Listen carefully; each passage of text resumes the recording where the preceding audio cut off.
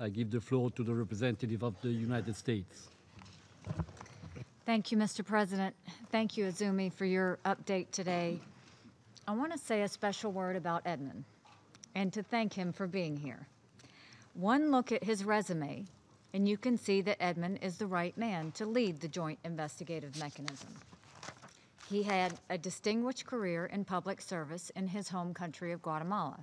He has served as the head of peacekeeping operations and as special envoy to Haiti. His long list of academic credentials is impressive. In other words, Edmund is a man very much like the institution he heads, experienced, professional, and independent. All of these qualities are reflected in the JIM's latest report.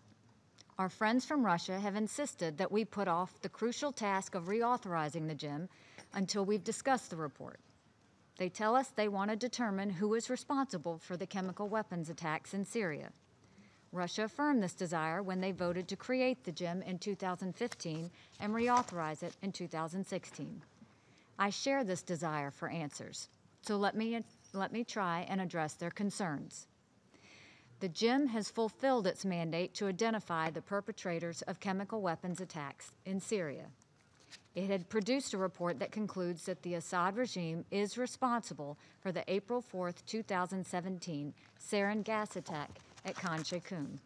In addition, the report concludes that ISIL is responsible for the September 2016 sulfur mustard attack at Hosh.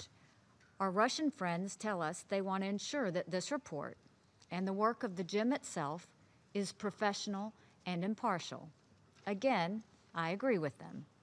The JIM's report not only identifies those behind the chemical attacks, it also explains how it reached its conclusion.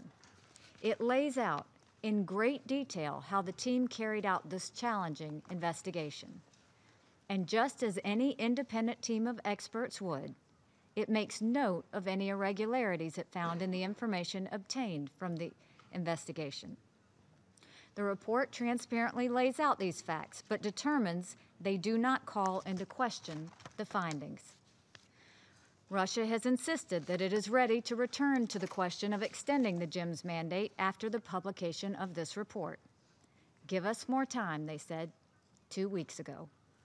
Give us until November 7th, they said, as they acted to protect one of the world's most murderous regimes from the consequences of its actions. Well, today is November 7th. In the intervening days, we have tried to work with our friends from Russia to ensure we can achieve a unanimous reauthorization. We have listened carefully to Russia's concerns on methodology and site visits, even though most council members do not share them. We have much we can agree on.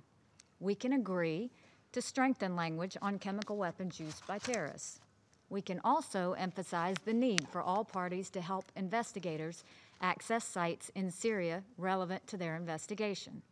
And we can underscore the ongoing importance of high standards and sound evidence for each attribution. On these issues, we want to work with Russia and find common ground. All of these are items found in Russia's proposed draft. All of them we can accept as a show of good faith and a desire to find consensus. We have told this to our Russian friends, and we intend to circulate our text this afternoon. We can't, however, put a line in the resolution that keeps the Syrians from being investigated or found to have used chemical weapons. That is completely on Syria and Russia to work out. Yet, even though we have continued to engage Russia bilaterally and have made efforts to address their concerns since they vetoed the resolution 2 years ago, our Russian friends continue to push unacceptable language only meant to undermine the investigators and divide this council. The team of experts that this council created to investigate those horrific attacks in Syria has done its job. Now it's time for us to do our job. Since 2012, there have been hundreds of reports of chemical weapons use in Syria. This is not something we can turn away from. This is not about ISIL, the Syrian regime, or anyone else. This is about the people of Syria and their protection. Ensuring that those responsible will be identified and held accountable is critical to ending the use of chemical weapons. This council has created the tool, the Joint Investigative Mechanism, to do just that. Now is the time for this council to unanimously renew the JIM to ensure it will continue to do its crucial work for at least another year. The arguments for renewing the JIM are clear. Its most recent report has only strengthened them. We must ensure continuity of operations. Last year's delay in renewing the JIM cost it nearly 6 months of work. We cannot afford such a loss this year, not when there is evidence of ongoing use of chemical weapons in Syria. And tragically, there is no lack of cases for the JIM to investigate. Just last week, the Organization for the Prohibition of Chemical Weapons fact-finding mission determined that the chemical weapon sarin was used in an attack that took place on March 30th, injuring more than 70 people. This incident bears the hallmarks of the Khan Sheikhoun attack that would occur just a few days later. I remember vividly the faces of the murdered children of Khan Sheikhoun. I remember the outrage expressed by this council. This council came together in 2015 in a rare moment of unity to identify those who use chemical weapons and to ensure that such barbaric acts don't continue. The result of that rare unity is the JIM, the best tool we have to ensure that no individual, no group or regime is allowed to attack with chemical weapons and get away with it. And the JIM will cease its operations in 10 short days. There can now be no higher priority for the Security Council than to renew the Joint Investigative Mechanism. Anyone who prevents us from achieving this goal is aiding and abetting those who have been using chemical weapons in Syria.